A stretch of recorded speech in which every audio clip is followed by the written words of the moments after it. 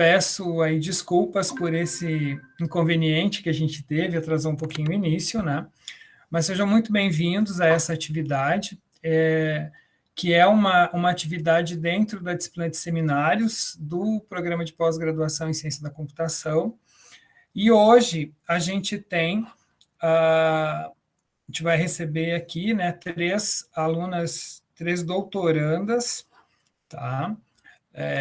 Que vão conversar conosco. Tá? Então, eu vou, inicialmente, né, vocês estão vendo aqui o meu slide, né? Então, esse painel ele está intitulado Pesquisas e Práticas em Pensamento Computacional, e hoje a gente tem, né, três alunas de doutorado, Carol, né, Carolina Moreira Oliveira, que faz doutorado no programa de pós-graduação em informática na Federal do Paraná, no campus de Curitiba, a Márcia Regina Kaminski, que é doutoranda no programa de pós-graduação em Educação em Ciência e Educação Matemática, na UniOeste Campus de Cascavel, e a Sabrina Borscheid Sassi, espero que eu tenha falado sobre o nome certo, que é doutoranda no programa de pós-graduação em Educação na Universidade Federal do Mato Grosso.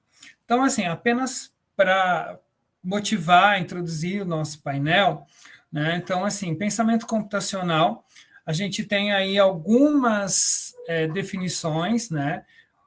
O Papert falava disso na década de 80, mas sem cunhar com este termo, mas ele já falava das habilidades. E a Wing, a Janet Wing, em 2006, cunha esse termo, né? E aí tem várias outras definições de outros autores, mas eu vou adotar aqui essa construção, essa conceituação dela, que diz que pensamento computacional são processos do pensamento envolvido na formulação de problemas e suas soluções, e essas soluções devem ser representadas de forma que possa ser realizada por agentes de processamento de informação, que não necessariamente é um computador, né? E o pensamento computacional se concentra nos indivíduos executando processos de raciocínio lógico que não necessariamente seja para produzir artefatos ou evidências. E como que a gente vê isso na escola? Na escola, o pensamento computacional permite que os alunos resolvam problemas, dividam os problemas em partes e criem algoritmos para solucioná-los.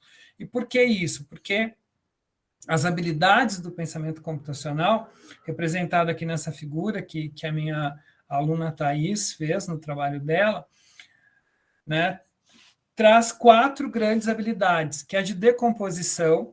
Então, eu posso fracionar um problema, né, tornar as partes menores e com isso ser mais fácil, né, a resolução.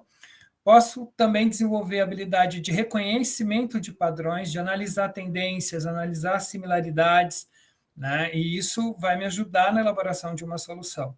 A abstração também, de forma que eu olho para um problema, né, qualquer, como um programa olharia, e faz simplificação de conceitos, né, dando atenção àquilo que efetivamente naquele momento é necessário. E o pensamento algorítmico, né, que é o quê? Você criar procedimentos, processos, listas de etapas bem definidas. E aí, pensamento computacional, a gente pode usar tanto para ensinar programação, quanto para enriquecer atividades, né, de outras disciplinas quaisquer do nosso currículo. Né? E aí a gente pode fazer isso usando ferramentas visuais de programação, se eu estiver falando com público menor, posso utilizar Arduino, robótica educacional, posso também fazer atividades desplugadas, ou seja, sem estar no computador. Né? E aí, hoje, para essa conversa, né, tem a Carolina, que é a Carol, a Sabrina e a Márcia. Né? Eu vou falar rapidinho delas aqui. Né? Carolina é graduada em Sistemas para a Internet pela UTF-PR, mestre e doutoranda em Ciência da Computação pela Federal do Paraná e pesquisa na área de Educação em Ciência de Computação e é cofundadora do Brazilians in Tech. Né? A Sabrina é licenciada em Matemática pela Unemate, mestre e doutoranda em Educação pela UFMT, em Cuiabá. faz parte do LTC e do DAVI, que são 2 laboratórios, 2 grupos de pesquisa lá da UFMT, e é professora da rede de Estado do Mato Grosso, atuando no ensino médio e no ensino fundamental há 12 anos. Márcia é licenciada em matemática, mestre em ensino e doutoranda no programa de pós-graduação em Educação em Ciência e Educação Matemática. Toda a sua trajetória acadêmica foi na UniOeste. Márcia é instrutora de informática educacional da Rede Municipal de Ensino de Cascavel e professora do Centro Universitário Univel, aqui também de Cascavel. E a gente, para essa atividade de hoje, né, combinou que primeiro Sabrina começa, depois Márcia, né, falando num bloco que a gente vai falar assim da educação básica, né, e depois a Carolina vai falar da pesquisa dela que está ligada ao ensino superior. Né? Então, Sabrina, fique à vontade, e aí vocês podem complementar alguma coisa que eu não falei da formação, né, e tudo mais da apresentação de vocês. E a gente combinou um tempo de 20 minutos, né, para cada uma das palestrantes, e depois a gente passa para o debate, para uma conversa aqui, né, para as perguntas que vocês tiverem para elas. Né? Então, a ideia mesmo é dialogar aqui, contar um pouco da experiência delas sobre pensamento computacional, na prática e nas pesquisas que elas vêm desenvolvendo. Então, Sabrina, está contigo. Boa noite. Primeiramente, eu gostaria de agradecer a oportunidade de conversarmos um pouco sobre o trabalho que desenvolvemos e que ainda estamos desenvolvendo, né? Hoje eu vou descrever algumas pesquisas envolvendo o pensamento computacional, computação desplugada e a matemática. Eu compartilhei o meu slide, todos estão vendo?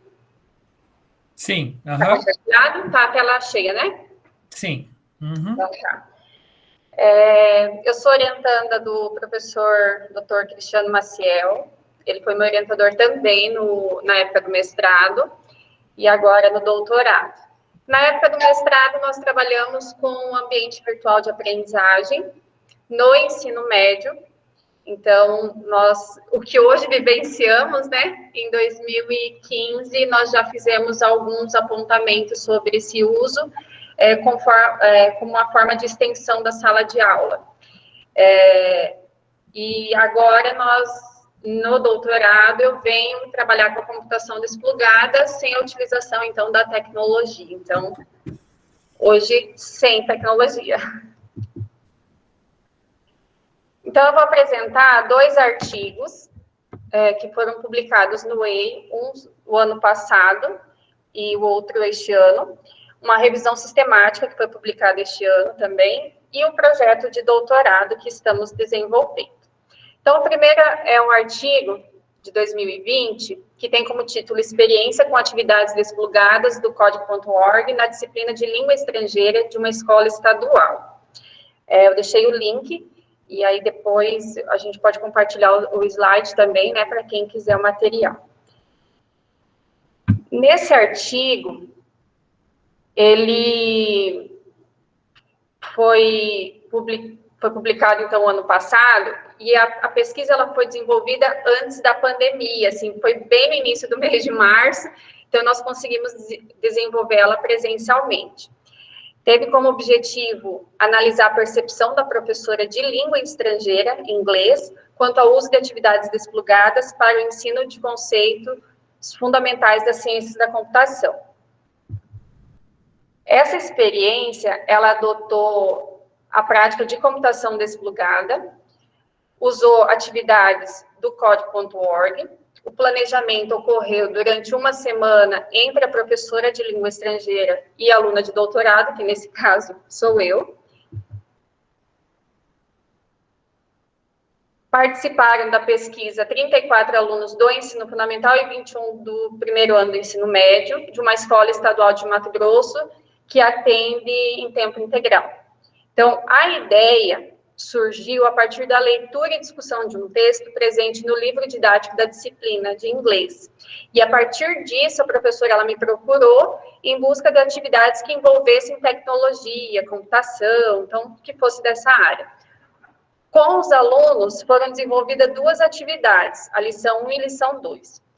Então, assim, nessa discussão, aí nós tínhamos também a questão da escola, de não ter um laboratório que atendesse a todos os alunos da sala, ou que se fosse pelo menos em dupla, trio, né? Então, não estava tendo acesso à internet na escola também, e aí encaixou perfeitamente a minha pesquisa com relação à computação desse lugar.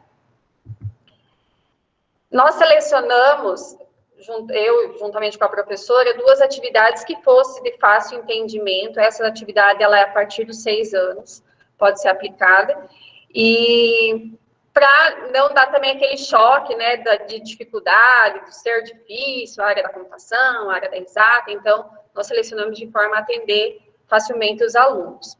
A lição 1, os alunos eles desenvolveram em sala de aula, o aluno ele descrevia a instrução necessária com o símbolo fornecido, que nesse caso seriam as flechinhas, como mostra na imagem, e na segunda atividade, o aluno deveria criar uma situação e depois descrever a instrução para chegar até o objetivo, que ali seria o bichinho para chegar até a frutinha, né?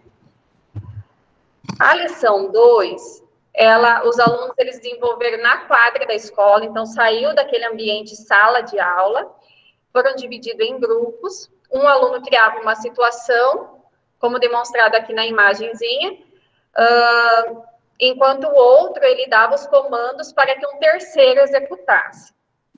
Tudo isso estava numa aula de inglês, então teria que ser em inglês, certo? Então, nós tínhamos ali 2 situações, tanto a questão dos comandos, trabalhando a questão da computação em si, quanto a questão da língua inglesa também sendo trabalhada. Foram trabalhados pontos cardeais, então ali nós também temos a questão da geografia presente, também temos a questão da matemática com relação à localização e tudo mais. Então, ali nós temos uma questão de interdisciplinaridade, porém, nós trabalhamos somente na aula de língua inglesa. Todos os alunos, eles desenvolveram as atividades propostas, apresentando dificuldades em sua execução, apenas os alunos do ensino fundamental, e as suas dificuldades estavam relacionadas aos conceitos de orientação, então, com relação aos pontos cardeais, não com relação à atividade em si, como dar o comando, como executar o comando. Os alunos, eles mostraram grande participação, interação, cooperação entre si, um auxiliava o outro, dava dica para o outro. Uma possibilidade de trabalho interdisciplinar, até mesmo os alunos apontaram isso durante a atividade, que poderia ser desenvolvida em outras aulas. Foi trabalhada a importância quanto à instrução ser compreendida e ser seguida, tanto em termos de conceito de algoritmo, quanto também no uso da língua inglesa. Aí aqui nós temos o segundo artigo, que foi publicado este ano, que é Computação Desplugada, um relato de experiência sobre ensino remoto de números binários em tempos de distanciamento social. Essa prática também foi desenvolvida na mesma escola, porém agora com a professora de matemática. Então, esse artigo, a professora também me conhecendo, então também veio atrás, pediu algumas práticas que ela poderia desenvolver, porque é uma disciplina específica para atividades práticas que tem nessa escola em tempo integral. Então, o objetivo foi analisar a percepção de uma professora de matemática quanto ao uso de atividades desplugadas na disciplina, atividades aplicadas em matemática, para o ensino de conceitos fundamentais da ciência da computação e da matemática no contexto do ensino remoto imposto pela pandemia. A professora, ela nunca tinha usado tecnologia, iniciou seu uso com a pandemia, e aí foi, dentro da sua prática, ter que desenvolver prática utilizando a tecnologia e em distanciamento. Então, nós adotamos a prática de computação desplugada, utilizamos o livro Computer Science Unplugged como referência, foi uma prática realizado nessa disciplina com uma turma de 9º ano do ensino fundamental, participaram 12 alunos, e a professora com a formação também em matemática. A prática teve como objetivo trabalhar conceitos computacionais em paralelo com os conceitos de matemática, com a presença da tecnologia somente para o contato, interação e mediação com os participantes. Por isso que nós utilizamos o prefixo des da palavra desplugada entre parênteses, tá? O planejamento aconteceu uma semana antes também. Nesse caso, nós discutimos a atividade, desenvolvemos juntas, né, para que ela não tivesse dúvida. Foi trabalhado o conceito com os alunos de exponenciação e sua aplicação em relação com a área da ciência da computação, com conceitos de números binários, e nós desenvolvemos 4 atividades, todas envolvendo números binários, e essas atividades todas presentes no livro. Utilizamos o Google Meet para videoconferência, que já estava sendo utilizado pela escola. A proposta foi síncrona.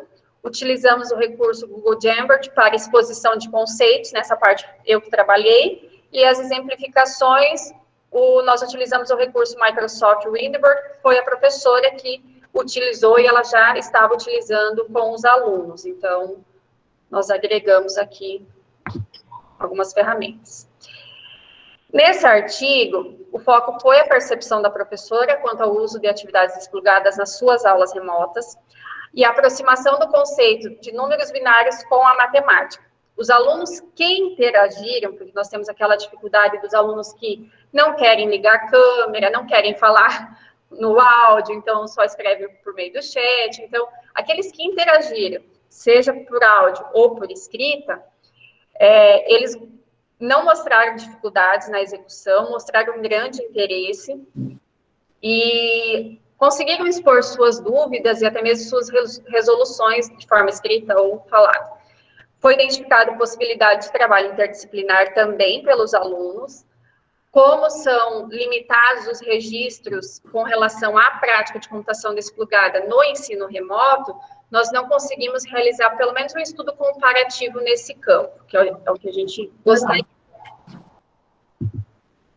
Essa daqui é uma revisão sistemática, que iniciamos em 2019 e fomos publicar agora, em 2021. Então, nós buscamos por trabalhos desde 2014 até 2020, e aí em janeiro saiu a publicação dessa revisão. Ela tem como título Revisão Sistemática de Estudos sobre Computação Desplugada na Educação Básica e Superior, de 2014 a 2020, uma tendência no campo. Essa revisão, ela nos deu uma base para nós definirmos com mais segurança o projeto de doutorado. A publicação da revista, da revisão foi na revista eletrônica Contexto e Educação, da Unijuí, numa edição especial denominada Dossiê Ensino da Computação e Pensamento Computacional.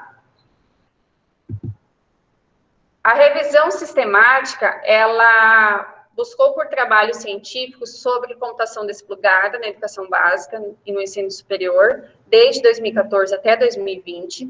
Seguimos as etapas definidas no protocolo de pesquisa, a consulta de base de dados eletrônicos, sendo pesquisada em 8 pontos, que eu descrevo ali no quadro.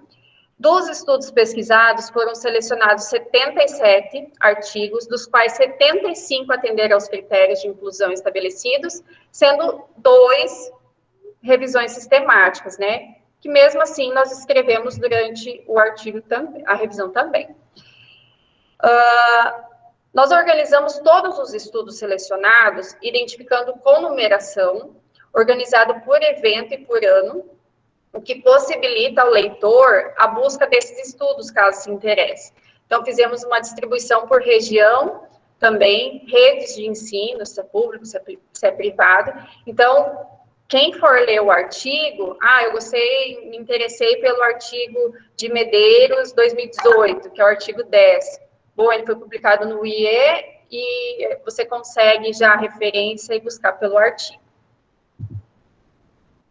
Também trabalhamos os conceitos abordados, trabalhamos as disciplinas que trabalharam com a computação desplugada, quais foram os níveis de ensino que trabalhou, se trabalhou só com nível de ensino, não, trabalhou com mais de um nível de ensino. quais estratégias foram utilizadas de ensino-aprendizagem nesses estudos, quais recursos também foram utilizados na computação desplugada. Então, aqui eu vou, nas considerações, apresentar alguns resultados, tanto nos outros artigos, é uma partezinha ali dos resultados, né, mas quem fizer a leitura vai identificar mais. O aumento das pesquisas, nós identificamos quanto ao uso de computação desplugada na educação básica, especialmente no ensino fundamental e nas escolas públicas. Região Nordeste, com maior número de estudos publicados, disciplinas da BNCC, quando está vinculado, destaca-se a matemática, poucos relatos de interdisciplinariedade, maior parte das atividades são realizadas em contraturno, sem vinculação com alguma disciplina da BNCC, normalmente são atividades envolvidas por pesquisadores, ou por projetos também nas universidades. Material utilizado baseia-se nas atividades, a maioria, do livro Computer Science Unplugged, e em atividades desplugadas também autorais. Conceitos mais trabalhados nos estudos são algoritmo, lógica de programação e números binários. Quantas estratégias destaca-se o uso de instruções verbais e jogos. E também identificamos que apenas um estudo foi realizado remotamente em 2020 devido à pandemia. Então, agora que nós, dando continuidade a essa revisão, nós vamos conseguir identificar mais trabalhos de forma remota.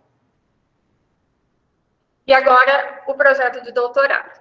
Então, o projeto, até então, tem como título Explorando Potencialidades do Pensamento Computacional de Forma Desplugada, com estudantes da Rede Estadual de Educação de Mato Grosso. Então, vou desenvolver aqui em Sorriso. Sou daqui, nasci aqui e estudei minha vida inteira aqui. Então, vou desenvolver na escola que hoje eu estou lotada. Antes do doutorado, eu estava nessa escola de tempo integral, agora eu fui remanejada para outra escola para poder ter o meu licenciamento para estudo.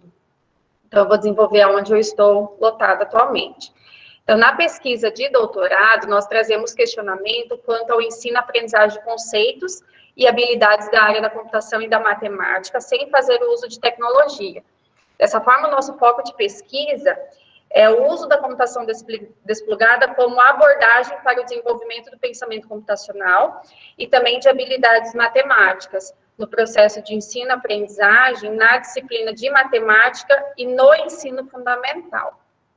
Por que no ensino fundamental? Diante da revisão sistemática, diante de uma leitura detalhada da base, nós definimos o nosso campo. Com o início da nossa pesquisa, enquanto professora de matemática, e ao fazer uma leitura bem aprofundada da base, mas que ainda vou aprofundar mais, nós identificamos que esse documento ele faz referências explícitas ao pensamento computacional e diversos aspectos que são correlatos, cultura digital, mundo digital, que podem ser trabalhados também em outras disciplinas, como foi o caso ali que eu trabalhei na disciplina de língua inglesa. A nossa pesquisa de doutorado, ela tem o seguinte questionamento: como os alunos, professor e coordenação pedagógica percebem o uso da computação desplugada para o ensino de pensamento computacional e das habilidades matemáticas? Então, como que esses alunos atuam frente aos problemas propostos nessas atividades? Quais são os desafios, dificuldades e limitações vivenciadas no uso do material, né, do projeto Computer Science Unplugged na escola estadual? Como que a proposta do projeto ela pode ser implementada na escola? Será que pode? Conseguimos, né? Nosso objetivo é analisar o uso da computação desplugada como abordagem para o desenvolvimento do pensamento computacional e de habilidades matemáticas no processo de ensino-aprendizagem na disciplina de matemática no ensino fundamental. Então, bem específico. Enquanto percurso metodológico, nós vamos utilizar a pesquisação, suportado pela investigação-ação, com uma abordagem qualitativa. Até então, né? Com relação à nossa produção de dados, se dará por pesquisa bibliográfica, então nós já desenvolvemos a revisão sistemática, claro que vamos dar continuidade para ver continuar vendo o que está sendo publicado, para que caminhos estão sendo seguidos.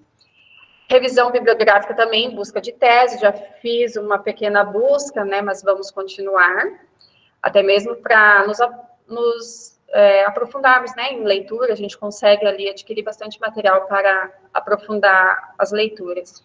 Reuniões formais e informais com professor, coordenação pedagógica, que vai participar da pesquisa. Questionário que vai ser aplicado com os alunos antes de aplicar a proposta, para ver a questão de percepção, questão de aceitação, do que eles identificam com relação à computação e à matemática, afinidade, facilidade, limitações, em ambas as áreas. Observação participante, também, né, porque eu irei atuar no projeto. A entrevista semi-estruturada será desenvolvida tanto com o professor quanto com a coordenação após a aplicação da proposta. Será desenvolvidos grupos focais com os alunos. Nós iremos desenvolver em etapas esses grupos focais para ver como é que está o desenvolvimento dessas atividades e tudo mais. O diário de campo, que sempre está presente. A análise documental da questão da documentação da escola, principalmente o PPP, como é que está com relação à base, né, está relacionada, tudo que está lá na base, como é que eles estão trabalhando com o que é pedido.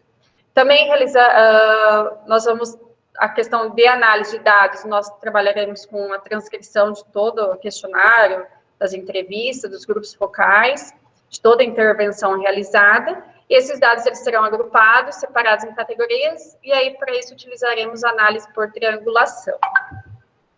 Nós vamos aplicar, então, na escola 13 de maio, de Sorriso, com alunos do 7º ao 9º ano, que queiram participar de forma voluntária. Será aplicado durante a aula de matemática.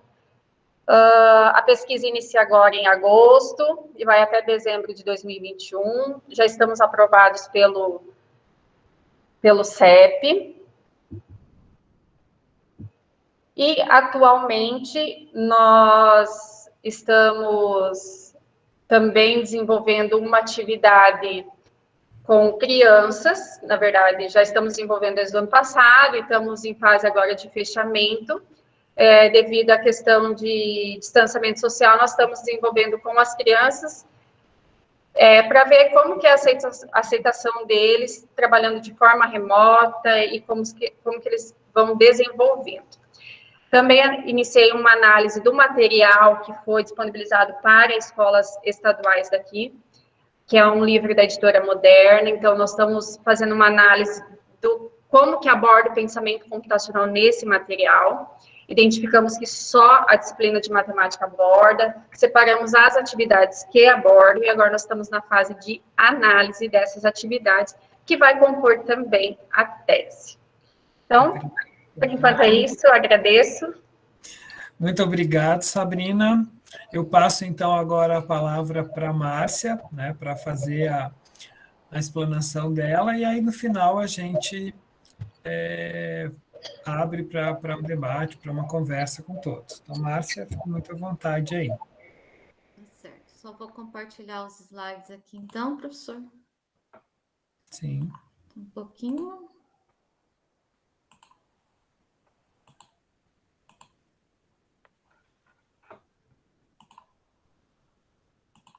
Estão visualizando? Sim. Uhum. Está em tela cheia? Sim. Uhum. Então tá. Então quero também agradecer, né, o professor, o convite de estar aqui junto com as colegas para compartilhar um pouquinho aí das práticas que estamos desenvolvendo, né, com o pensamento computacional nos anos iniciais do ensino fundamental. Então, o meu foco é essa etapa inicial, né, educação infantil e de 1º a 5º ano. Embora o professor já tenha feito aí a apresentação, eu queria só retomar um pouquinho algumas coisas, né, para falar do meu lugar de fala.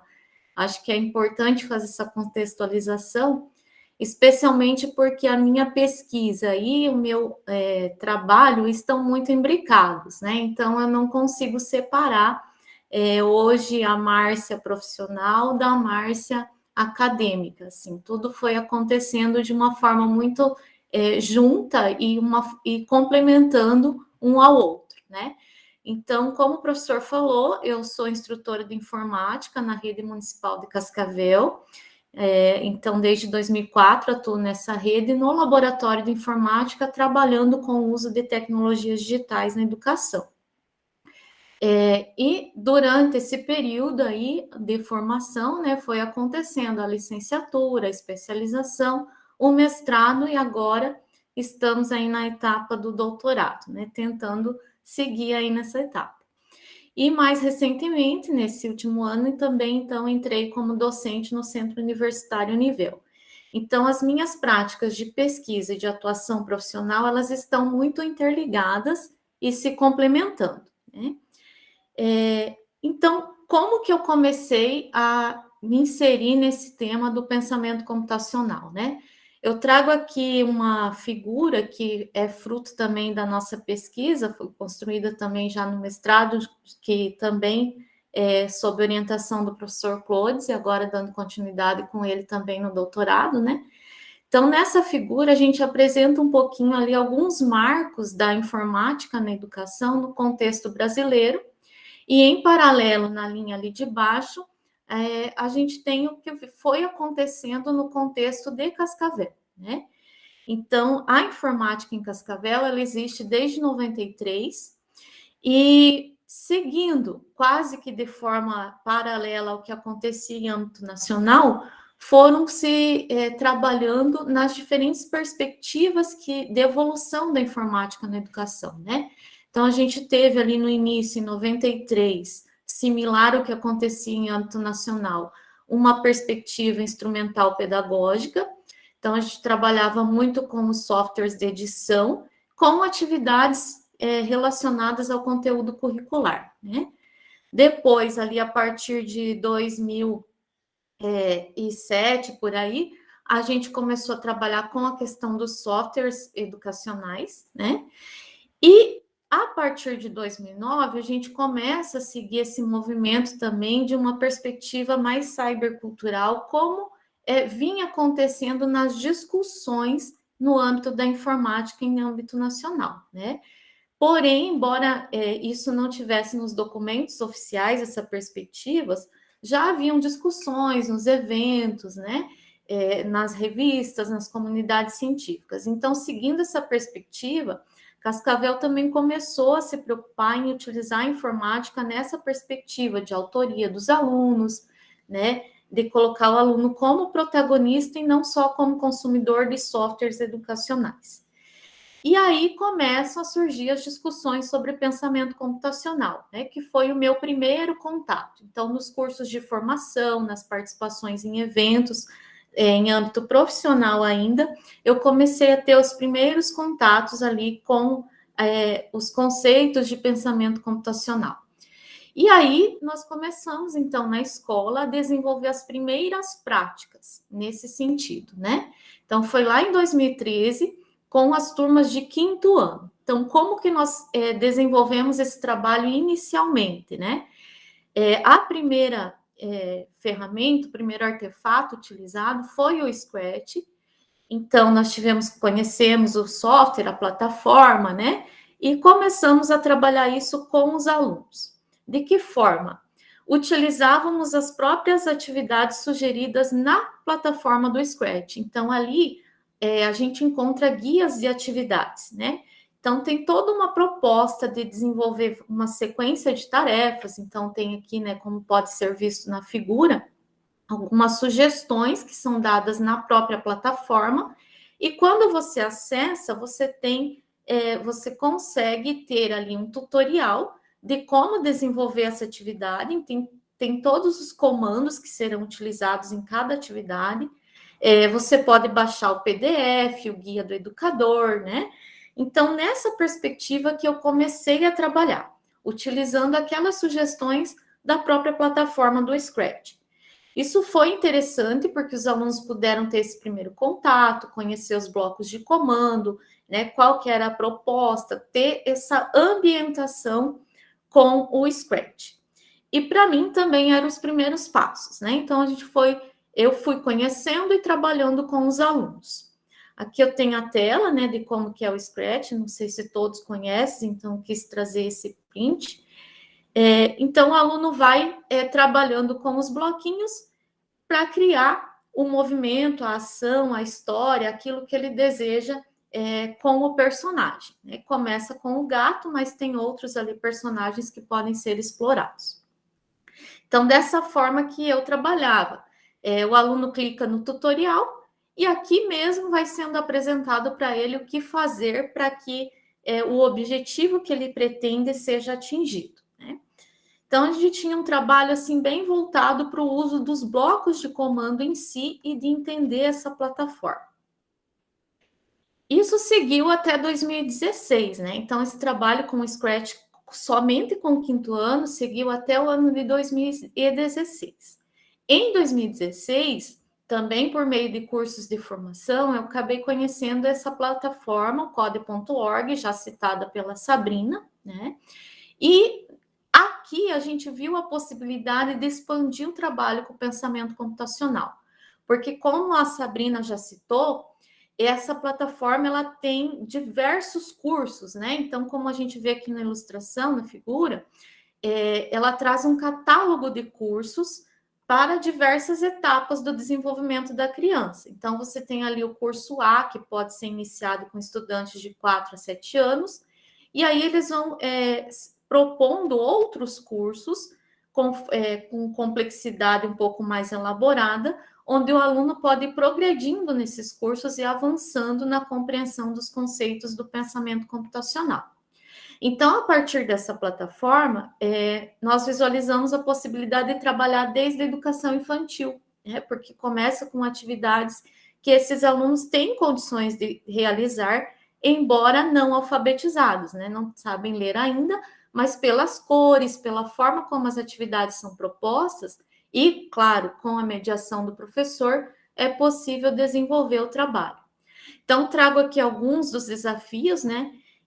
Esse à esquerda, por exemplo, é um desafio que pode ser aplicado lá na educação infantil. Então, a gente percebe que ele começa bem simples, né? Com um clicar e arrastar aqui de montar um quebra-cabeça e vai avançando aí no nível de complexidade. Depois a gente tem esse desafio do labirinto clássico, onde o aluno precisa fazer aqui o Angry Bird chegar no porquinho, né? E para isso ele vai colocando os comandos, até desafios mais complexos, onde já vai ser trabalhada a questão dos ângulos e tudo mais. Então, é uma plataforma bem interessante para fazer esse trabalho no sentido de progressão dos conceitos. Sobre esse trabalho, nós publicamos, então, um artigo na revista Ensino de Ciências e Tecnologia em Revista, onde a gente explica mais detalhadamente como foi feito uma dessas atividades em cada etapa de ensino, né, desde a educação infantil. Então, quais foram os aprendizados desse processo inicial aí que eu comecei só no âmbito profissional, ainda antes de entrar na questão da pesquisa, né? A conclusão dessa etapa foi que dava para fazer mais, né? Então, a gente percebeu aí, não precisa ficar restrito ao 5º ano, dá para trabalhar em todos os níveis, e também não é necessário ficar restrito ao Scratch, né? Existem outras possibilidades. Até então, as nossas práticas estavam bem fixadas na questão do uso dos blocos de comando, né? Sem relação com os outros conteúdos do currículo. E aí ficou a indagação. Dá para fazer mais, dá para trabalhar de outras formas, mas quais seriam essas outras formas e como que poderíamos alinhar isso com o desenvolvimento dos conteúdos, né, do currículo. Então, com essa indagação, eu entro, então, no mestrado e a gente foi pesquisar, né? Vamos, junto com o professor Clodes aí, pesquisar estudos correlatos e ver o que está sendo feito no âmbito do pensamento computacional e como que nós podemos aprimorar essas práticas. Então, a minha pesquisa, ela foi voltada para a minha própria prática, né? Então, ao mesmo tempo que eu atuava com os alunos, eu estava olhando para essa prática e refletindo sobre como podemos aprimorá-la. E dentro dessa pesquisa, que aconteceu de 2017 a 2018, nós então começamos a trabalhar de outras formas. incluindo a computação desplugada, com desafios prontos também, mas em diferentes plataformas, não só o Code.org, e também a perspectiva de produção de objetos de aprendizagem pelos próprios estudantes. Então, vou contar um pouquinho de como foi esse processo, né, com cada uma das etapas, só para vocês terem uma noção do que foi realizado na pesquisa. Então, com computação desplugada, nós conseguimos trabalhar também desde a educação infantil até o 5º ano, com atividades que seguiram também níveis de complexidade adequados para cada etapa de ensino, né? Então, trago aqui, por exemplo, essa figura, foi uma atividade em um campo mais macro, então, como a Sabrina já falou um pouquinho da desplugada, né? A gente procura fazer bastante atividade ao ar livre ou num contexto mais amplo que envolva o corpo da criança, para que depois ela possa ir para o papel, para ir abstraindo esses conceitos, né, de uma forma progressiva. Então, nessa atividade, por exemplo, foi colocado aqui um objeto, um potinho, né, num determinado local da sala, e os alunos tinham que programar o colega robô que estava com os olhos vendados. Então, uma criança seria o robô e os demais tinham que dar os comandos para que ele conseguisse pegar esse objeto. Então, tinha que fazer ali a questão do movimento para frente, para a esquerda, para a direita, quantos passos, né? Sem, claro, esbarrar nos obstáculos ali que haviam pela sala. Então, atividades dessa natureza, não foi só essa, né, mas outras nessa perspectiva foram produzidas ali desde a educação infantil até o 5º ano. E o que nós podemos trabalhar em termos de conteúdo, né? Algoritmos como habilidade do pensamento computacional, e aí a questão da lateralidade, motricidade, o raciocínio e a colaboração, porque foi um trabalho em equipe, né? Também utilizamos essa atividade do Code.org de forma adaptada, assim como a Sabrina. Então, os alunos realizaram essa tarefa, né, com recorte, colagem, para montar o caminho aqui para levar o personagem até a fruta. E um ponto interessante dessa atividade foi, no final, a discussão das soluções, né? Então, eles perceberam que não há uma única solução para um problema. Pode existir mais de uma, e aí cabe também avaliar qual é a melhor solução, né? Qual o caminho mais curto, enfim, todas essas questões foram discutidas. Também trabalhamos, assim como a Sabrina, né, com o livro lá da computação desplugada, então utilizamos várias atividades de lá, algumas exatamente como estão lá, outras adaptadas para o contexto dos nossos alunos. Então, algumas a gente precisou fazer adaptações para ficar mais compatível com o nível dos nossos alunos, que são, né, crianças ali, nesse caso, de 3º ao 5º ano, no qual foi essa atividade aplicada, por exemplo. Então, trabalhou-se a questão dos números binários. É claro que o foco não era fazer eles compreenderem o funcionamento do sistema binário, mas mostrar para eles que existe, que é mais um sistema de numeração utilizado no nosso contexto social, né, no caso, a linguagem da máquina, e mais ou menos como funciona. Então, nessa atividade, a partir da interpretação aqui dos códigos, eles iriam pintar os quadrículos, né, para descobrir a imagem secreta. Então, entrou a interpretação de códigos, o raciocínio, a atenção, o lúdico, né, o imaginário, porque eles ficaram bastante empolgados com essa ideia de identificar a figura, e também esse conceito da abstração, né. Nessa outra atividade, nós propusemos que as crianças escrevessem em língua portuguesa, ali, claro, os comandos para executar tarefas cotidianas. Então, aqui eu trago um exemplo do banho, né? Quais são os passos para tomar banho?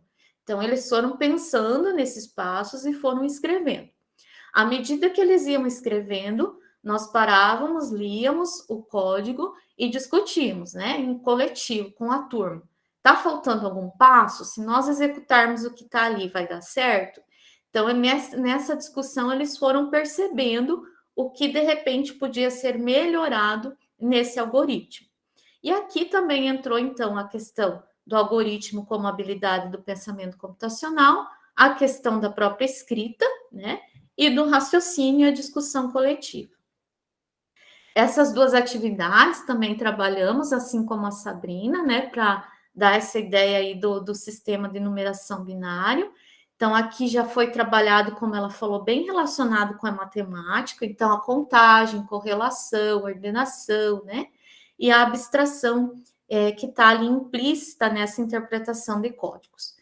Dessas práticas de computação desplugada, nós também publicamos um artigo na revista TEAR, então lá são descritos com mais detalhes essas atividades, né, para quem de repente tem interesse.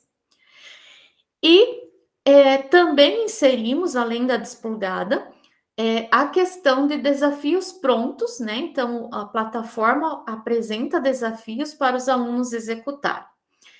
Mas expandimos agora além do code.org. Então, a gente quis propor coisas diferentes, coisas um pouquinho mais complexas do que são propostos no code.org. Então, nós encontramos ali essa plataforma, Monta Caminho. Então, são várias fases, o aluno vai completando e vai avançando, né? E cada fase ele tem um desafio. Nessa primeira fase, por exemplo, ele precisa montar o caminho para fazer o ursinho coletar as abóboras sem cair da plataforma. Então, ele vai posicionar as setas ali e refletir sobre isso, e executar e verificar os erros, enfim. O legal de fazer essa ponte da desplugada para o digital ou para o papel, né? São essas atividades macros com o corpo, para depois chegar nesse nível mais abstrato. Então, a gente percebeu que a partir daquelas atividades que eles faziam com o corpo, com os colegas, auxiliou para que nesse momento eles conseguissem executar de forma mais satisfatória esses outros desafios. Também trabalhamos com o Lightboot, né? Esse aqui, ele já tem uma particularidade que ele define um número limitado de comandos que o aluno pode utilizar. Então, ele vai ser forçado a utilizar aqui funções, laços de repetição, né? Tudo utilizando os comandos que ficam dispostos aqui na parte superior. E a tarefa é fazer o robozinho chegar na plataforma azul e acender ali a luz, né? Então, esses são alguns exemplos. A gente também conheceu e utilizamos outras plataformas, como o Programa E, o Code Academy, né? Essas aqui todas a gente deu uma olhada. Então, a gente procura variar esses desafios à medida que os alunos vão desenvolvendo cada um deles. E, por fim, quando como última etapa dessa progressão, né? A gente procura ali, a partir do 4º e 5º ano, trabalhar com a produção de objetos virtuais de aprendizagem pelos alunos, no Scratch. Então, agora, ao invés de eles usarem o Scratch para reproduzir aquilo que está lá exemplificado na plataforma, eles vão produzir os próprios objetos virtuais de aprendizagem, que são depois utilizados com outros alunos. Então, esse exemplo aqui foi desenvolvido por uma dupla de alunas, eles sempre trabalharam em duplas. Então, eles se propuseram a criar um jogo de situações-problemas matemáticos. Então, esses problemas foram eles que elaboraram, né? Então, eles criaram os problemas, eles pensaram nas soluções, eles pensaram no cenário, na questão de como o jogo iria avançar ou retroceder, na pontuação. Então, eles fizeram todo um roteiro de produção desse jogo no papel e depois eles foram para o Scratch para criar o jogo. E aí produziram os comandos, a gente fez os testes, né? Validou, uma dupla jogou o jogo do outro para ver se estava ok, né? E, por fim, eles publicaram lá na plataforma do Scratch e esses jogos daí são utilizados com outras turmas. Então, o 4º ano jogou numa aula os jogos produzidos pelos alunos do 5º ano, né? E assim sucessivamente. Então, esse foi um exemplo. Esse outro aqui também, então o foco aqui era trabalhar as multiplicações por 10, 100 e 1000, né? Os padrões e regularidades dessas operações. Então, sempre é trabalhado o conteúdo e depois a gente fecha intercalando com uma produção de um objeto virtual de aprendizagem sobre aquele conteúdo. E aí a gente consegue fazer bastante coisa interdisciplinar, né? Aqui, por exemplo, eles criaram um jogo trabalhando com a questão da reciclagem, da poluição, né? Então, foram perguntas, um jogo de quiz com perguntas sobre esse tema. Esse outro aqui, a dupla produziu um jogo para os alunos de alfabetização. Então, eles criaram ali uma figura e a criança, ao jogar, precisa identificar a vogal que inicia aquela figura, né? Então, eles montaram diversos planos de fundo ali, eles que criaram, com as imagens, e montaram os códigos, né, para que o aluno vá avançando aí nesse processo. E nesse outro foi um jogo também produzido por uma dupla sobre a questão do município, né, a história de Cascavel e os pontos turísticos de Cascavel, enfim. Então, a gente consegue trabalhar de forma bem interdisciplinar nessa perspectiva. Esse trabalho também foi publicado no artigo no LAPRO, em 2018. E, ao final dessa pesquisa de mestrado, então, quais foram os nossos aprendizados, né? Primeiro, que está muito claro, concordando com o que o Brackman também coloca no trabalho dele, a relevância da gente trabalhar com essas questões já nos anos iniciais, para que a gente possa dar essa continuidade e essa progressão nos conceitos, né? Então, não deixar para trabalhar só lá no ensino médio ou no ensino superior, mas que é possível, desde a educação infantil, inserir trabalhar essas habilidades para que a gente possa ir evoluindo, né? Nesse sentido de que o aluno no futuro possa realmente utilizar o pensamento computacional na resolução de problemas. E a importância de articular com os conteúdos, né? Como a Sabrina colocou e a gente também tem pesquisado, há uma carência dessa articulação do trabalho entre as habilidades do PC e os conteúdos curriculares. Então, a nossa indagação agora para o doutorado tem a ver com isso, né? Como fazer essa articulação entre o pensamento computacional e os conteúdos, como que a gente trabalha isso com problemas reais, né? Como que fica essa questão da interdisciplinaridade e da avaliação. E entendemos que é muito importante fazer isso com uma fundamentação teórica metodológica que possibilite essa articulação, né? Então, a gente tem visto ali, assim como a Sabrina, essa necessidade apontada pelos trabalhos de revisão de se fazer essa articulação e de que ela seja fundamentada pedagogicamente, né? Pensando nisso, nós demos início, em 2019, algumas experiências com a modelagem matemática como aporte metodológico para esse trabalho. Então, a gente tem aí 2 artigos publicados com uma experiência inicial, e a partir dessas experiências, a gente tem vislumbrado na modelagem uma possibilidade metodológica.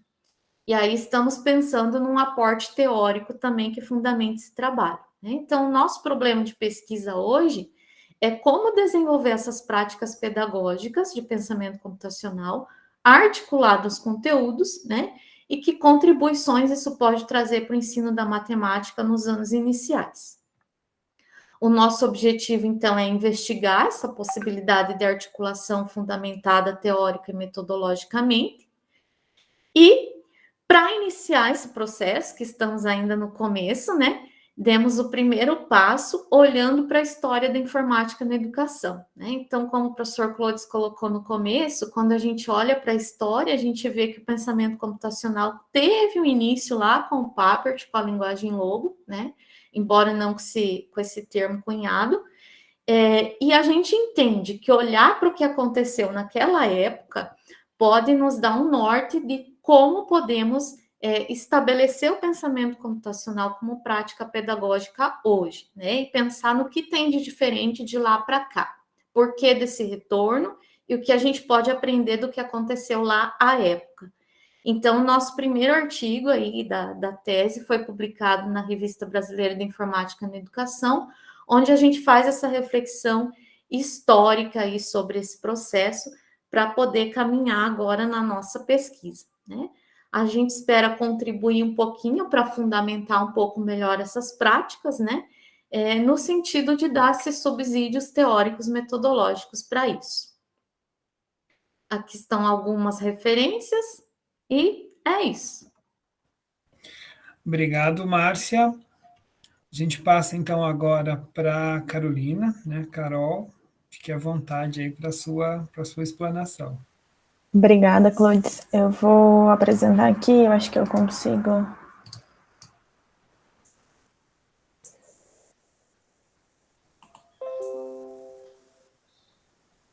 Então, boa noite, pessoal. Eu sou a Carol. Que nem o Claude já me apresentou, o professor Claude já me apresentou. Eu sou doutoranda em Ciência da Computação na Universidade Federal do Paraná e eu estou sob a orientação do professor Dr. Roberto Pereira. Agradeço também o convite do professor Claude aí e o espaço para conversar com vocês hoje. Eu vou falar um pouquinho de pensamento computacional no ensino superior em computação, que é onde eu estou atuando na minha pesquisa.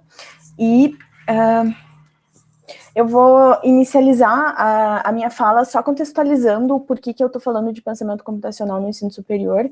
A gente tem, então, as diretrizes curriculares da formação em computação.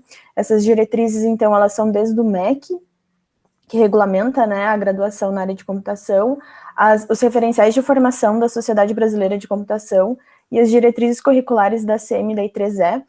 Esses três documentos, então, eles reconhecem o pensamento computacional como uma habilidade que ela deve ser exercitada e uma habilidade fundamental por todos os graduandos na área. Mas a gente tem um grande problema, é que essas diretrizes, elas não deixam nenhuma orientação de como e quando essas habilidades devem ser exercitadas.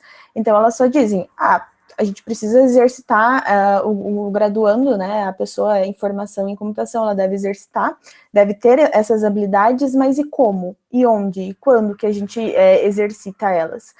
Então, a gente tem na literatura que pesquisas que afirmam que essas habilidades, elas têm que ser exercitadas e desenvolvidas no primeiro semestre da graduação, o quanto antes, porque a gente sabe que lá no final o estudante, o aluno, ele vai ter essas habilidades desenvolvidas, ele vai ter esse conhecimento, mas se a gente trazer esse desenvolvimento logo para o começo, ele vai ter benefícios ao longo de toda a formação.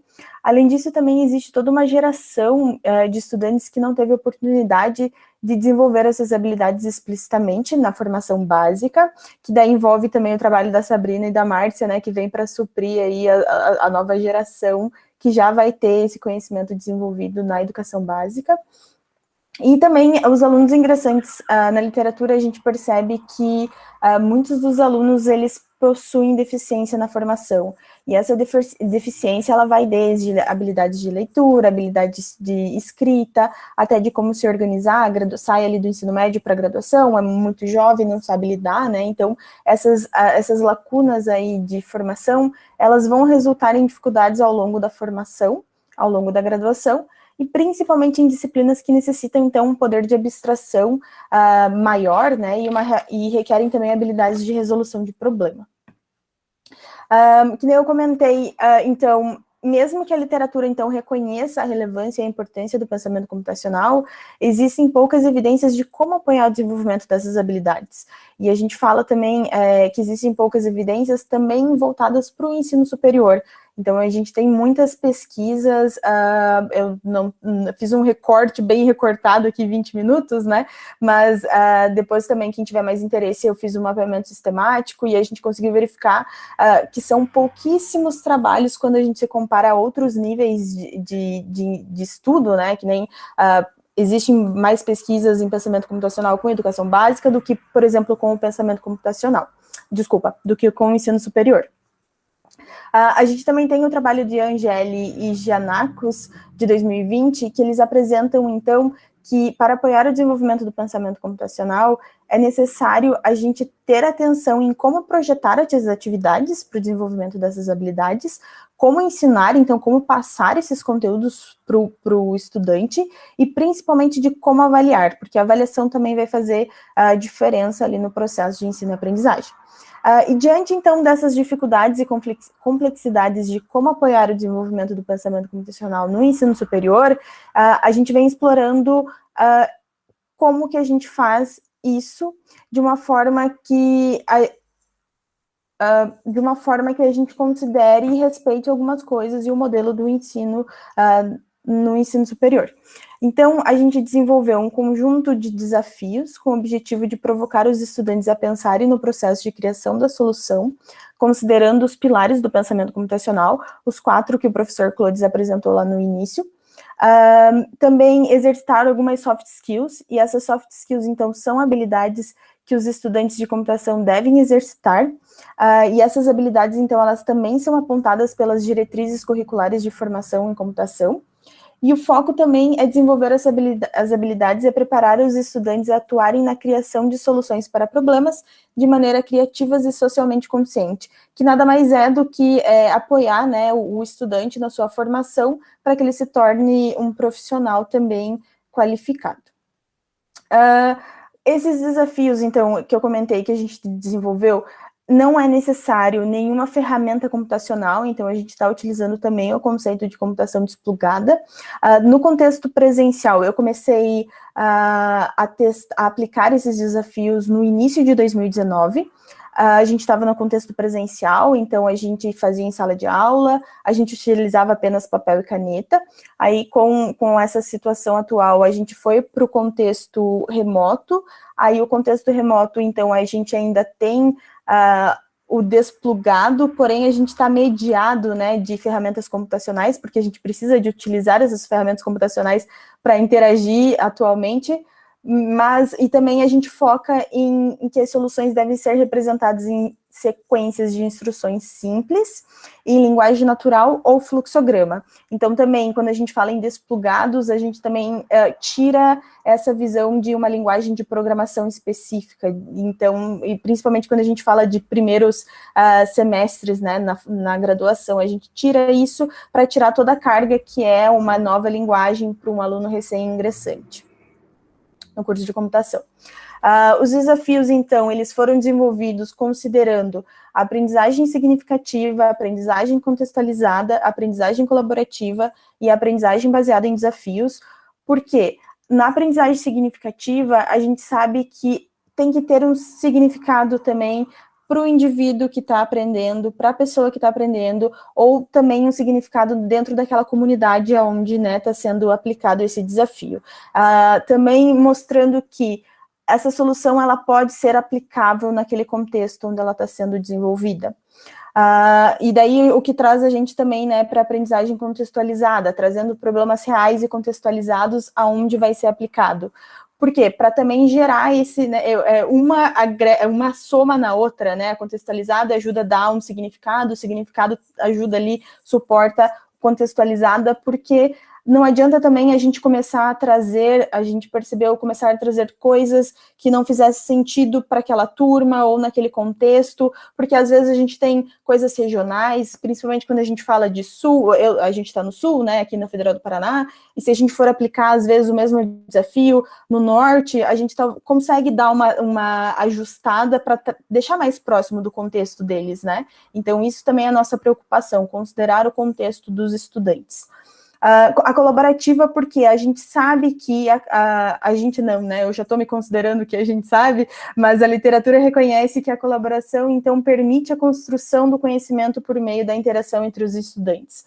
E a gente sabe que essa interação, principalmente no início do curso, né, ela é muito bacana para você desenvolver algumas habilidades também que vão apoiar durante toda a formação, e também ali para você, né, conhecer os seus colegas, alunos ingressantes, a gente trabalhou com alunos ingressantes que não conheciam, turmas novas, então tem todo esse processo também de conhecimento entre os colegas, e a gente utilizou, então, baseada em desafios, que ela é baseada na aprendizagem problem-based learning, que a gente cria, então, um desafio que possibilite a aplicação dessas soluções reais, e esse desafio a gente sempre traz a gente tem que resolver isso para dar também aquele sentimento de que, ok, a gente precisa resolver, a gente tem um significado para isso, e não tem uma única solução, a gente pode ter diferentes maneiras de resolver o mesmo problema, o mesmo desafio.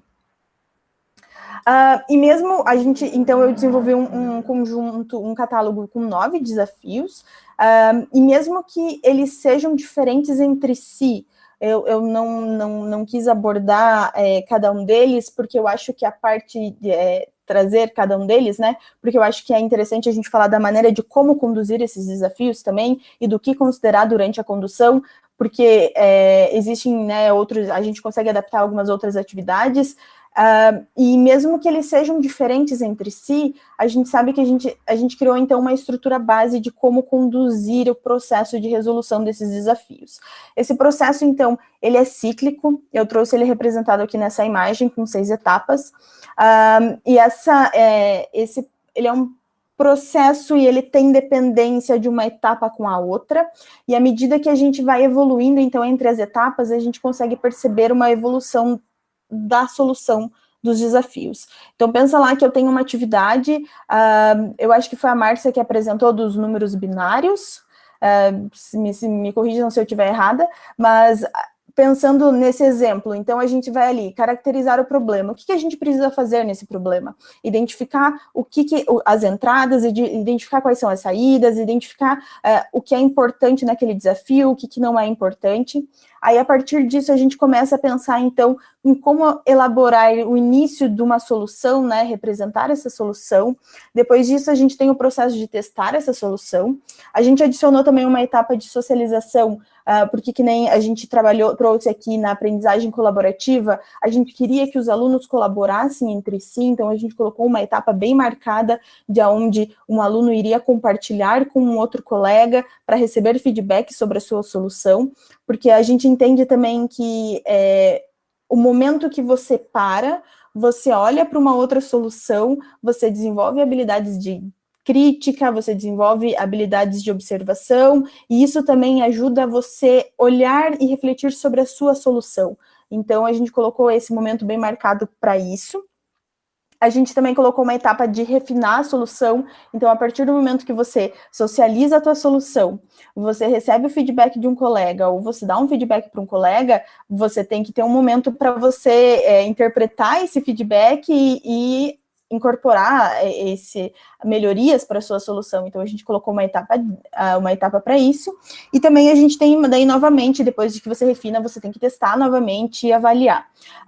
Ele não está representado aqui ele está representado no início ali, né, mas ele é um ciclo, e parece que ele entra num looping infinito aqui, né, mas é justamente para isso, porque você pode fazer esses ciclos a quantas vezes forem necessárias, e à medida que você vai desenvolvendo, então, e se debruçando novamente para a sua solução, você consegue ver outros aspectos que você não estava vendo antes, você consegue melhorar. Então, é aquele sempre o processo de olhar para o problema, identificar o que precisa ser resolvido, melhorar e ficar nesse ciclo, assim.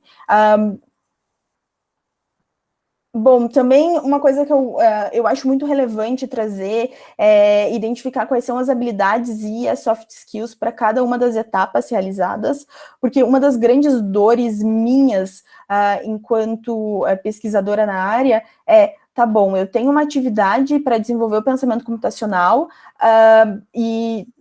mas se eu fazer assim e não fazer pelo caminho Y, eu vou estar desenvolvendo as mesmas habilidades? A forma que uma atividade ela é conduzida, ela vai impactar nas habilidades que está sendo desenvolvida? A forma que, se eu trocar, ele vai ter o mesmo resultado final? Então, às vezes, não. A gente precisa se preocupar com isso também.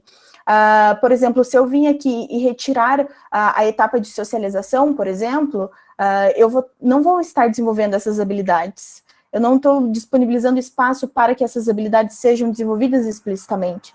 Então, a gente precisa se cuidar com isso. A adição ou a remoção de uma dessas etapas durante a condução de um desafio também pode impactar nas habilidades que serão desenvolvidas no fim. Isso também me leva para fazer uma relação entre quais são as habilidades e o que essas habilidades significam para um desafio que eu tenho. Então, também é uma atividade que eu tenho feito agora, é refinar, dado um desafio que eu tenho, uma atividade que eu tenho, quais são as habilidades que eu estou desenvolvendo com essa atividade? E como que essas habilidades são desenvolvidas? Quais são os passos para a resolução desse desafio que eu estou fazendo que vai desenvolver essas habilidades? Porque um grande questionamento meu, né, enquanto Carolina, tá, mas porque as coisas precisam estar mais explícitas, e isso dá luzes também para a gente de como coletar evidências, ou avaliar todas essas habilidades, avaliar se está sendo desenvolvido ou não, ou para onde a gente está indo medir, né, se a gente está indo para um caminho, se esse caminho está legal ou não. Bom, então a gente realizou estudos. Esses estudos eles foram inspirados na abordagem de pesquisação.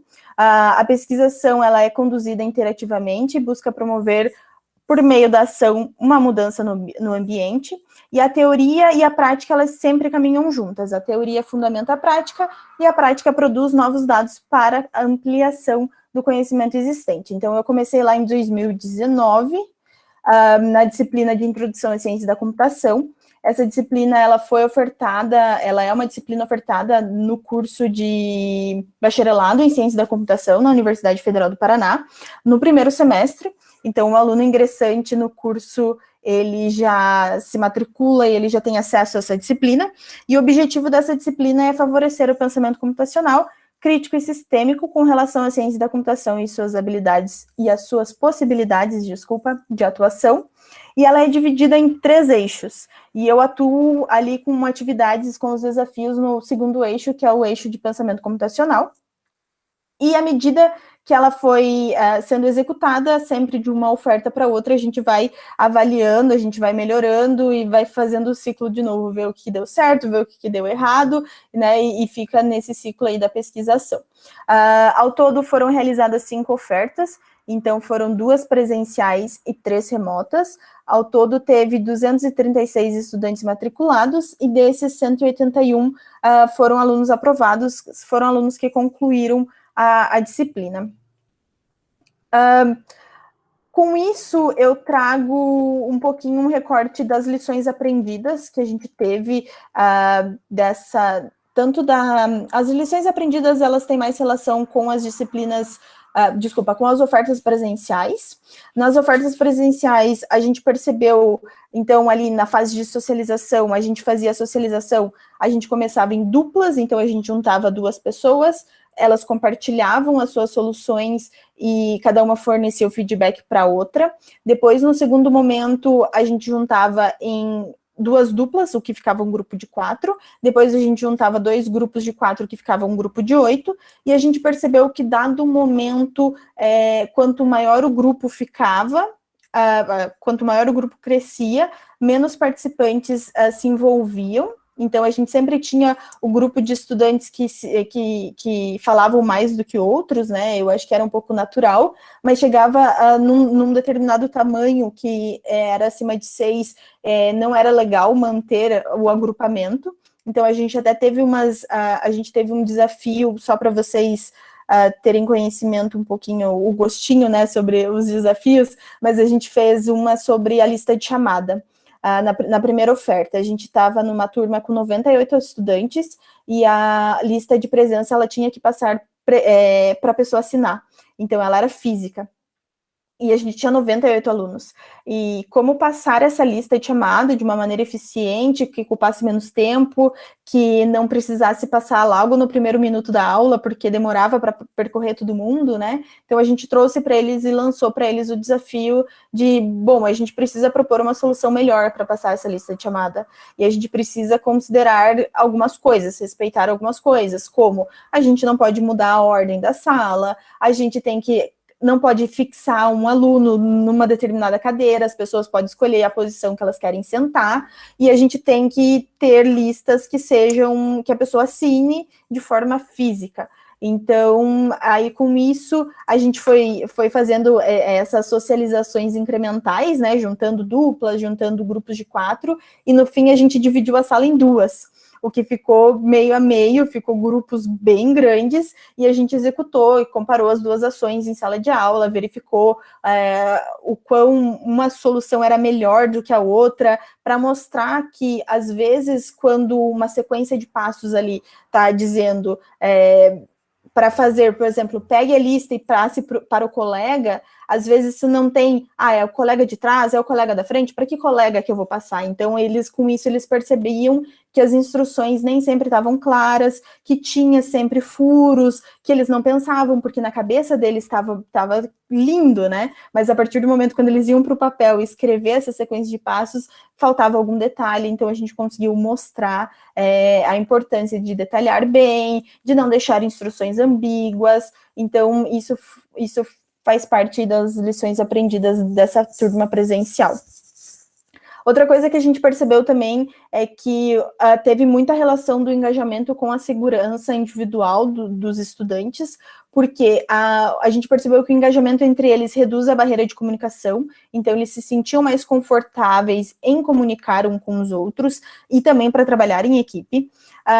Também esse engajamento, ele produziu um sentimento de segurança e de apoio entre eles, então a gente percebia que eles conseguiam comentar entre eles, mas veja, peraí, você não está considerando isso, ou dá uma olhadinha aqui, talvez a tua solução não esteja tão clara como para mim, e esse engajamento também entre eles era muito bom, porque ao longo que esse engajamento foi aumentando, a segurança para eles compartilharem entre eles foi aumentando, as discussões, elas ficavam mais ricas, elas ficavam mais profundas e ficavam mais longas também. A gente percebia que, por exemplo, nas últimas atividades que a gente realizava, a gente até tinha que falar para o pessoal, tipo assim, a gente precisa encerrar, a gente tem que liberar a turma, a sala para o pessoal utilizar na próxima disciplina, porque eles queriam ficar ali, eles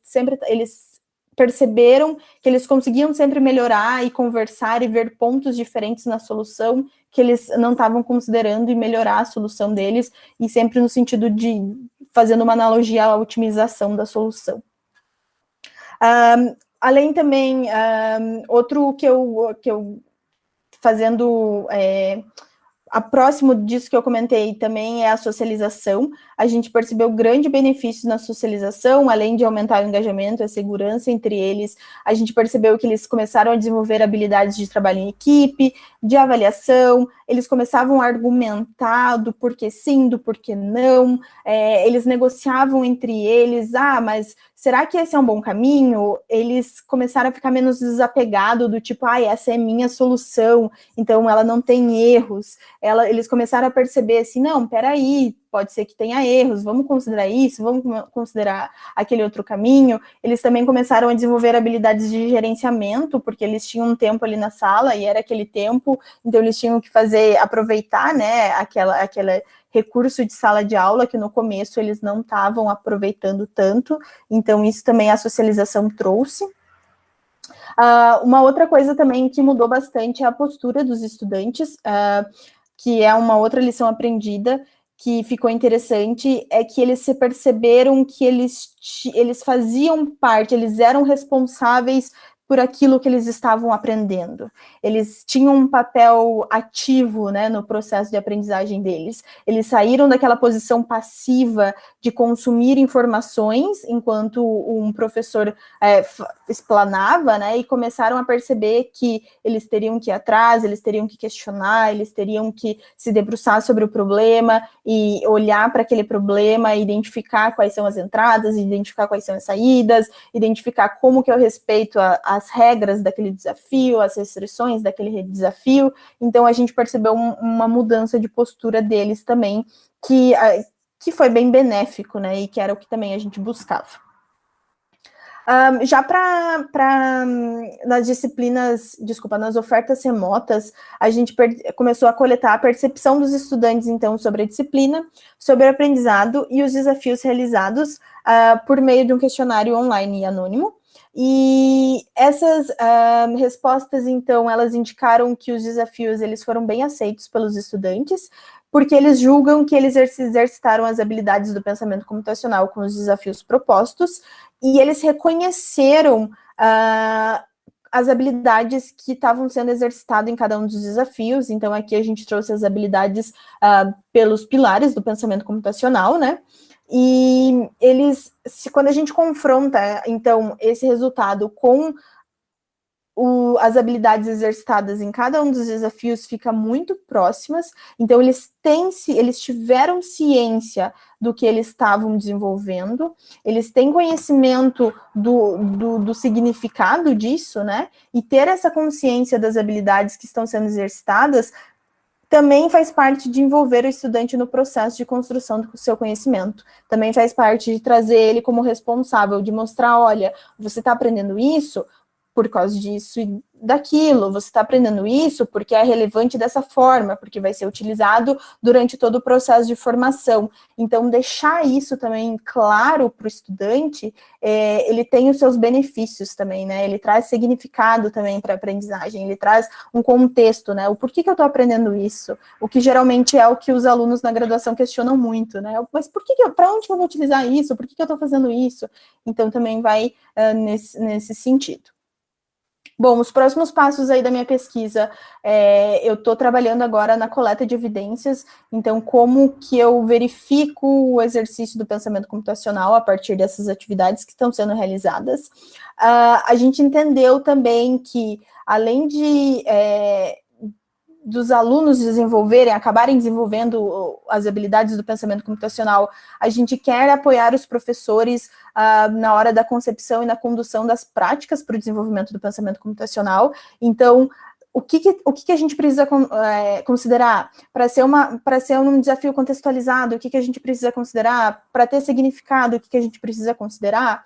Além disso, também, as soft skills que as diretrizes de formação da computação também trazem, que são importantes, e para que ele também verifique e tenha um pouquinho mais de segurança, né, de como conceber uma prática, uma atividade para o exercício do pensamento computacional, e além daí, depois disso, formatar todo esse conhecimento no estilo de um material para apoiar os professores nessa concepção. Daí a gente entra no processo de divulgação de massa, ver se a gente, né, acha o pessoal para utilizar aí e realmente colaborar, né, com a área e colaborar com o avanço do conhecimento aí do pensamento computacional no ensino superior. Aqui tem um pouquinho das minhas referências que eu trouxe, se alguém tiver também, depois eu posso compartilhar com vocês. E o meu contato, meu e-mail, se alguém tiver mais alguma dúvida, eu fiz um recorte, tentei correr, porque é muita coisa, né, são 4 anos aí quase, eu estou já mais para o fim do doutorado, 3 anos de muita coisa para compartilhar e fazer um recortezinho só para dar um gostinho para vocês e deixar uma pulguinha para a gente poder conversar mais. Obrigado, Carol. Obrigado, Márcia. Obrigado, Sabrina, pelas falas todas, né? Acho que podemos tirar os slides e voltar todos aqui.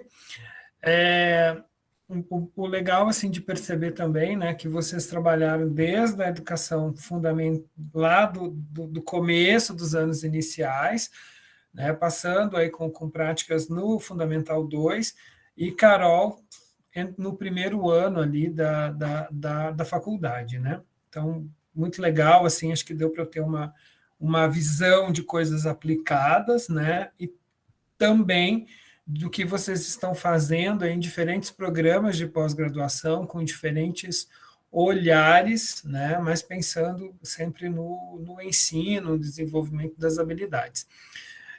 Perguntas, pessoal, não sei se alguém tem vontade de fazer, aí pode abrir o microfone, perguntar, né? Vamos deixar um espaço para umas 2 perguntas, assim, porque a gente atrasou no começo e se estendeu um pouquinho, né? Alguém gostaria de fazer alguma pergunta? Professor Cláudio. Oi, Alex, pode falar. Na verdade, é mais uma colocação. Primeiramente, gostaríamos de agradecer que nós estamos aqui, o professor Júlio e eu estamos numa coordenação diária da Secretaria Municipal de Educação de Toledo. Temos aqui os professores da disciplina de informática educacional e também professores que estão em um processo de formação para a disciplina de robótica educacional, tá? Gostaríamos de aproveitar o momento para agradecer ao professor Cláudio, ao professor Jeff pela oportunidade de participação desse painel. Também agradecer a professora Sabrina, a professora Márcia e a professora Carolina por enaltecer o objeto de estudo de vocês e, com certeza, as proposições oriunda do resultado da pesquisa de vocês, nos ajudará muito, porque nós, em Toledo, estamos nessa perspectiva de ter o laboratório de informática educacional e também de robótica, não para uma replicação de conteúdos, tá? Mas com conteúdos específicos da área de computação, de tecnologia. Eu gostaria de pontuar a elas a necessidade desses objetos de estudos que vocês compartilharam. Ainda é muito tímido esses temas tá sendo abordado, e com certeza os nossos professores aqui, muitas coisas que vocês compartilharam, nós estamos estudando e aplicando com a questão da nossa atividade de ensino e aprendizagem. Mas eu gostaria de saber de vocês os futuros próximos, porque uma vez produzido já as proposições de vocês, como é que vocês vão levar essas questões para nós, professores, que estamos atuando nessa linha de ensino e aprendizagem? Meninas, quem quer responder? Alguém quer falar? Posso falar? Pode. Bem, então, obrigada, Alex, fico feliz aí com as suas colocações. É sempre bom, a gente faz pesquisa pensando em contribuir realmente, né? Também fico feliz de saber que vocês estão nesse processo aí de implementação da robótica em Toledo.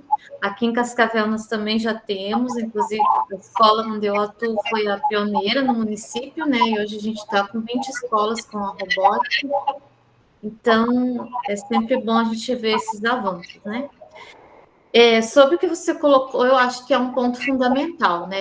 Eu penso assim, falando do lugar de atuação na escola e depois enquanto pesquisadora, eu acho que a gente só consegue ter as mudanças quando a gente aproxima as duas coisas, né? E ainda eu vejo que falta um pouco dessa aproximação, né? Então, eu penso que essa divulgação das pesquisas para o professor e de uma forma que seja acessível para ele e compatível com a realidade é muito importante. Então, eu sempre tento, assim, trabalhar em conjunto com os professores da escola e também divulgar na rede de ensino, né, onde a gente tem acesso aí nas redes sociais, o que a gente está fazendo, e sempre pensando nessa prática, né? Eu tenho muito chão da prática, o que é possível fazer. A gente sabe que tem um mundo ideal que a gente gostaria de atingir com tudo isso, com todas essas pesquisas, mas que a realidade às vezes é um pouco distante, o caminho é um pouco mais longo, né? Não que a gente não chegue nesse ideal, lutamos para que chegamos, né? Mas que às vezes o caminho é um pouco mais árduo do que a gente pensa. Então, eu penso que essa aproximação entre a pesquisa e o professor que está lá na educação é importante. Um dos caminhos, eu penso que cursos de formação, né? A gente tem comentado com o professor Clodes e pensado em algumas estratégias aí de viabilizar cursos de formação, pensando nessa realidade dos professores para que a gente possa compartilhar o que a gente tem produzido nas pesquisas e também aproximar-se dos professores, entendendo o universo deles e o que eles precisam também, né? Sim. Então, a gente tem pensado em algumas estratégias assim, e a gente tem caminhado, né, professor? Vamos caminhando para que a gente chegue aí. Sim. Agradeço também, Alex, pelas palavras e compartilho com a Márcia o mesmo pensamento na questão dessa proximidade, né? Como eu, por exemplo, que sou de Sorriso, uma cidade de interior, eu estou a 500 quilômetros de Cuiabá, que é onde a gente tem a universidade, né, federal. Então, há uma distância, além de física, né? Então, nós não temos esse acesso à universidade. Para nós, é difícil você fazer uma formação e tudo mais. Agora, com a pandemia, até eu falo para o meu orientador, agora eu consigo participar de eventos que antes, para mim, eram impossíveis participar. Né? Sou mãe, sou esposa, então você também tem a tua vida aqui que precisa gerenciar. Nesse momento, meus filhos estão ali assistindo e eu estou aqui, eles estão me vendo aqui, né? Então, eu consigo conciliar os dois. Agora, tem situações que fica mais complicado.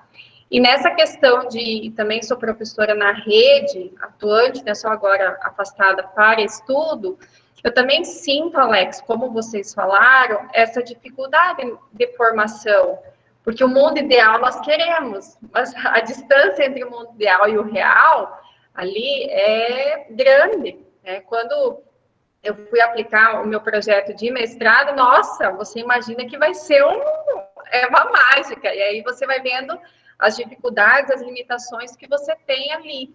Só que elas também são importantes para que a gente traga para a discussão do que nós podemos e nós devemos cobrar, buscar e compartilhar. Eu acho que uma das coisas, não sei se outros podem compartilhar comigo a questão, é o compartilhamento entre nós, educadores. Eu sinto muito, às vezes, enquanto professora, eu sozinha. Mesmo que numa mesa ali na sala de professores, tem 10, 20 comigo sentados. Mas sempre o nosso planejamento de forma tão individualizada, né? Às vezes por um receio de compartilhar com outro que você sabe, ou o receio de compartilhar o que você não sabe também, porque dizer que você não sabe é tão difícil dizer isso, né? Então, esses medos, esses anseios, eu vendo a Márcia também formada em matemática, fiquei tão feliz, eu falei, nossa, uma outra formada em matemática, como é bom poder compartilhar, como eu quero compartilhar os meus medos também. Porque eu não tenho só alegrias, eu tenho muitos medos, nós temos muitos questionamentos, o que vai virar essa minha tese, o que eu vou ter esses dados, como que eu vou trabalhar com eles, meu Deus, dentro da minha disciplina, né? Porque nós estamos navegando por uma área que não é nossa, que é a computação. Então, a gente somos pessoas interessadas num tema que não é propriamente nosso, né? Mas a gente quer. Então, o querer, primeiramente, é importante. Mas a gente tem os medos. Legal. E aí tem esses lugares para se apoiar. Ok. A gente tem uma pergunta do Cadu, né? Depois a gente, de repente, passa para a Carol responder. Boa noite. Parabéns aí, meninas. É muito bom o conteúdo que vocês compartilharam. Também, assim, a gente espera que esse apoio aí na educação mais básica, né, cada vez cresça mais, né, é muito legal ver iniciativas aí nesse sentido, né, a molecada precisa desse apoio, desse incentivo, né, muito bom para quando eles estiverem maiores. Mas eu queria direcionar aí minha pergunta para a Carol. Queria ver dela, assim, do que ela viu, né, nessa parte aí de introduzir o pensamento computacional para as pessoas que estão na graduação, né, se você viu alguma coisa relacionada ao mercado de trabalho, né? Hoje a gente vê muitas pessoas vindo para a área de tecnologia, vindo para a área de computação, mas que às vezes não tem, né, o pensamento computacional, né, não passaram por uma universidade, né? Você chegou a estudar alguma coisa nesse sentido? Você vê a aplicação do que você está fazendo para essas pessoas? Obrigada, Cadu, pela pergunta. Sim, faz muito sentido quando a gente fala principalmente do perfil do atuante, né, do profissional na área, do aluno que está saindo ali da formação, porque eu venho do meu mestrado, a minha pesquisa de mestrado, ela é na linha de educação em computação, mas ela foca totalmente no ensino de programação e de como conduzir esse processo de ensino de programação. E quando eu finalizei o mestrado, eu fui para dentro da universidade ser professora, eu fui ser professora de programação, e eu percebia que estava ocorrendo muito uma instrumentalização, destinava muito tempo em linguagens, e destinava muito tempo em particularidades de uma linguagem, de outra, ou por que a linguagem Y é melhor do que a X, ou por que é assim, assado, e a gente não focava tanto no processo de pensamento, de resolução do problema. Então, até um dos grandes desafios aí que a gente tem com alunos ingressantes é a motivação, né?